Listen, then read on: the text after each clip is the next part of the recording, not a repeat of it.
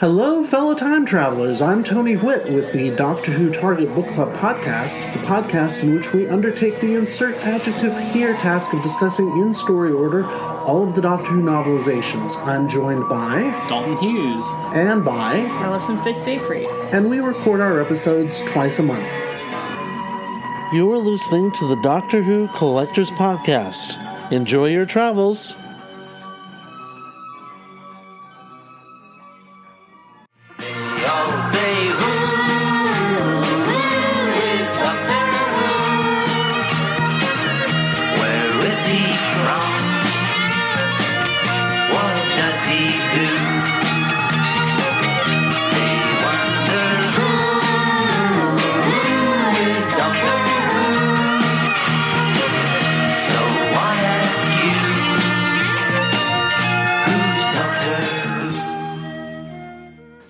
Welcome back to the Doctor Who Collectors Podcast.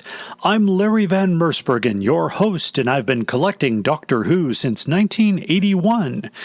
In 1985, I opened a small Doctor Who store in Chicago, serving the fan clubs of the time, and there were many of them. One of the most important clubs that I happened to visit was the Many Companions of Doctor Who, where my life changed significantly. The business became legitimate. I left the business after a couple of years to pursue college and a career and other things, and only a few years ago did I realize that it not only continued, well, it closed and became a new business, and that new business is thriving. You can find out more about these fan clubs and the businesses from the 80s from a book called Red, White, and Who, The Story of Doctor Who in America, published by ATB Publishing. My company was called Bundles from Britain, and it's mentioned on page 384. It's very exciting. And I would love to meet you in person if you're coming to the Chicago Tardis Doctor Who convention right in beautiful Lombard, Illinois at the Westin Hotel. I was just notified today that all the hotel rooms are sold out at the Westin. However, there is an Embassy Suites nearby that I think has plenty of room. But go to chicagotardis.com for more information. This is the 20th year for Chicago Tardis, and we're really excited because the guest list has expanded. If you're first and new to this podcast, the guests include Arthur Darvill, who played Rory, traveling with Matt Smith's Doctor. We also welcome two distinguished actors who played the Doctor, including Paul McGann and Sylvester McCoy. We also welcome from the Jodie Whittaker series Tosin Cole, who plays Ryan Sinclair. In addition, our classic guests include Katie Manning. John Levine has sadly canceled, so he will not be there, but Richard Franklin and Louise Jameson will be there, as well as John Leeson, the wonderful voice of K9, and our good friend Fraser Hines. So consider becoming a friend to the podcast. And you can find out more by going to our Patreon page at patreon.com/Doctor Who Collectors Podcast. You can also find us on Podbean. Just go to Podbean and you can find us there, and you can support us at that point as well. Speaking back of Chicago TARDIS, join us for the first ever live podcast recording at Chicago TARDIS. It will be on the program. It is still to be determined as far as when and where it will be at the hotel. It will be during the course of the day, and we will be gathering collection stories throughout the convention. If you'd like to be a part of the podcast, bring your most prized collectible, how you acquired it, and when and how you started collecting Doctor Who. That's going to be invaluable. My listeners love collection stories, and we'd like to hear yours. I will also share some of mine. I will bring some of my rare items to the convention. I'm also going to be doing a panel on collecting Doctor Who.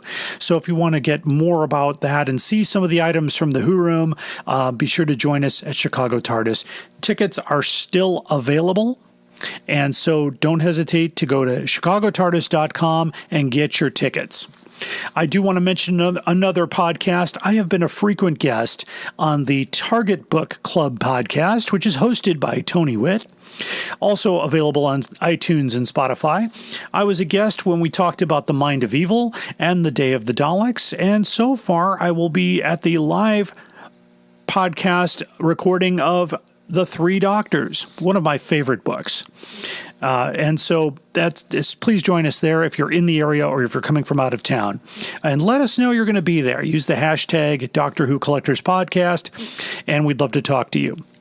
So you'll seek me out. I'll have my bag, which has the Doctor Who Collectors Podcast logo on the side. You won't miss me. I wear the shirts with the Doctor Who Classic logo on the shirt. So most people know me there. So I look forward to seeing you. Also, I got a question that I will answer. Why do I do the credits at the beginning of the podcast? Well, if I wait till the very end, sometimes you don't stay to the very end, and some important things are missed, and so I want to make sure I credit everything up front. The podcast is hosted and produced by myself. Our theme song is Who's Doctor Who by Barry Mason and Les Reed, performed by Fraser Hines, who happens to be the longest-running actor to travel with the Doctor, over 113 episodes. I always thank my patrons, so please join us there. You can hear this podcast on Apple Podcasts, Google Play, Spotify, and Podbean. And we are a proud member of the Doctor Who Podcast Alliance, and you can hear about other great Doctor Who podcasts, including Radio Free Skaro at DoctorWhoPodcastAlliance.org. Sad, really, isn't it? People spend all that time making nice things, and other people come along and break them. Collection protection. A lot of people collect Doctor Who on vinyl records, and I have quite a few myself, but the big problem is, what about my vinyl box sets? You know, recently they just released The Evil of the Daleks, and The Abominable Snowmen is coming out. Plus, there are others from Big Finish, including Spare Parts and Chimes of Midnight. And so I want to talk about what kind of bags are made to fit those box sets. And I'm talking about bags from Bags Unlimited Incorporated. You can find them at bagsunlimited.com, or you can call them toll-free at 800-767-2247. Their LP box set sleeves are made of high-clarity, strong polyethylene material. They're a snug fit. They do have a flap, 13 3/8 by 13 3/8 by 2 mil. They will fit they do fit all of my box sets. The price for 50 bags is $18.23 as of this taping. Check the website for more details. The box album sleeves, you can also get them a slightly larger, 14 by 14 by 1/4. Those will fit over the Dalek Master Plan vinyl if you have that. I haven't spoken about that on the podcast yet, but I will. I have 2 copies of that in the Who Room, and you can get 50 of those for $20.46. They are not a sponsor of the podcast, but I use their materials and I stand behind what they have, and they usually stand by their materials as well. I only had one problem with them in the last 25 years that I've been dealing with them. I used them when I was a dealer. I use them today. And so I trust them, and most collectors trust them too. So that is our collection protection segment.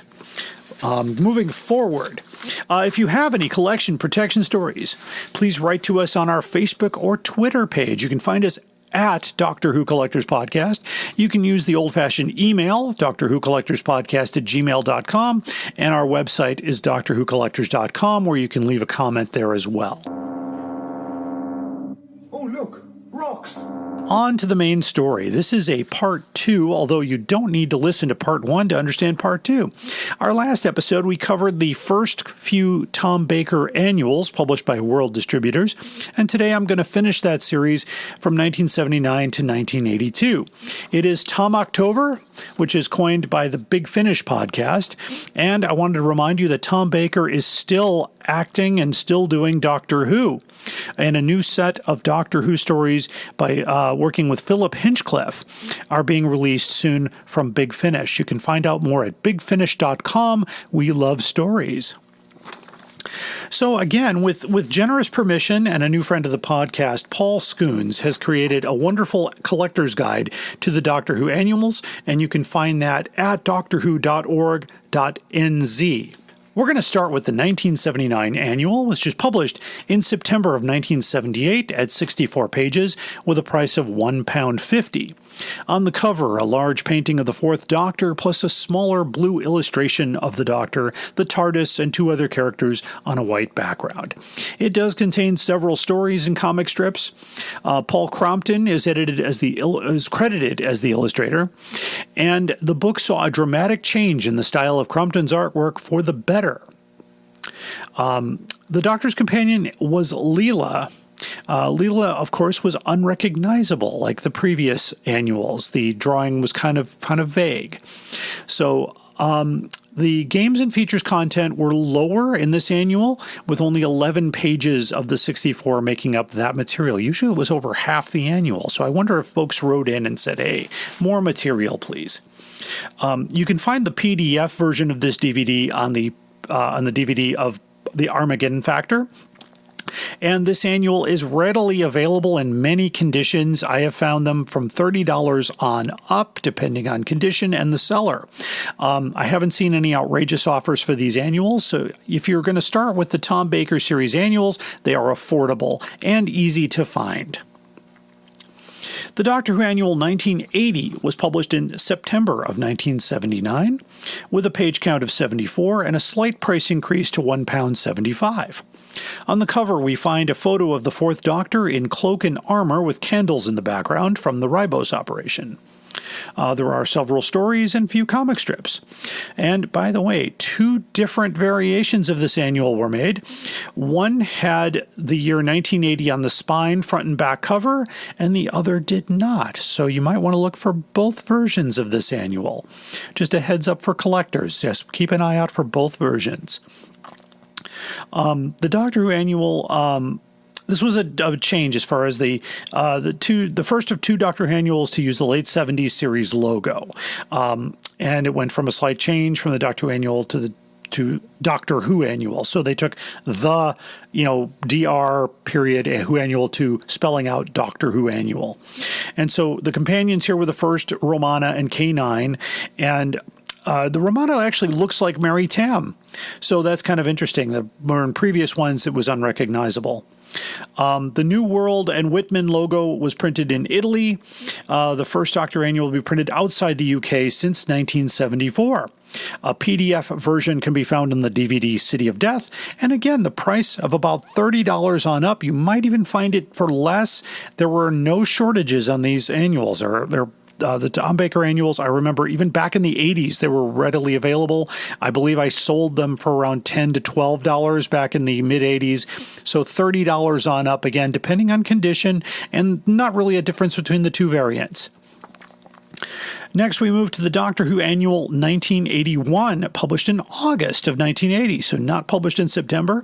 A 64-page count and a slight price increase to £1.95. The cover photo features the Fourth Doctor sitting down from the Armageddon Factor against a blue and purple painted background. There are, of course, more stories and comic strips, and Paul Crompton had quit from World Distributors, and Glenn Ricks took over the artwork for this particular annual. And so Romana looks a lot like Sarah Jane on this, so it's interesting. The company underwent change from becoming World International Publishing, where it was World Distributors before.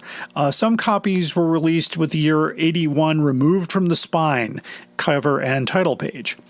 So you might want to take a look at those. Again, another difference as far as those two different variants in the annuals. And again, I would say somewhere around $30 on up. I have seen them for less. I've seen them for more, but they are readily available. And the final annual, Doctor Who Annual 1982, published in August of 81, with a page count of 64, a slight price increase to £2.25. The cover features the Fourth Doctor in a forest beside the TARDIS from the full circle, and a circular inset photo of the Fifth Doctor, Peter Davison, which was taken from All Creatures Great and Small. The year 1982 does not appear anywhere in the book. The annual is unusual that it features both the fourth and fifth Doctors, so it's the first annual to cover two different Doctors. There are stories and only one comic strip of note. Basically, the artist, Glenn Ricks again, had to illustrate the stories based on the reference stills of Peter Davison from All Creatures Great and Small, depicting anything more than his head, as the new Doctor's costume had not yet been announced.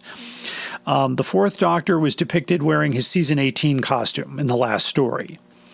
About 44,500 copies were sold of this annual. Again, very available. I found a bunch of these for sale, anywhere from $1 on up. And a PDF version of this is on a DVD, New Beginnings, which is a collection with Keeper of Traken, Logopolis, and Castrovalva. So a very interesting set of annuals. Again, if you want to start collecting the annuals at the Tom Baker level, they are very affordable and easy to find in many conditions. Again, look for those variations of the annuals that are two different covers with or without the year.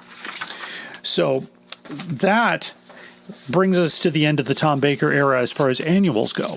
And also just an announcement, the 2020 annual is now on sale and has shipped, and we have 2 copies here in the Who room featuring a picture of Jodie Whittaker on the cover. I will cover that in the next episode. Money? My dear chap, I don't want money. I've got no use for the stuff. And time for our most outrageous offer. Again, the award for the most outrageous offer for a Doctor Who collectible goes to a bookseller, and that bookseller is the Ergode Books from Richmond, Texas. They've been online selling since 2006 with a seller rating of 5 stars. The book is Doctor Who Monsters Inside by Stephen Cole, which was published in 2005 as a hardcover featuring Christopher Eccleston and Billy Piper on the front cover. This book, I remember this book being sold new not that long ago and was available from almost every bookstore. But for some reason, it says it's new, it says it's out of print, but I believe you could still get it at some stores.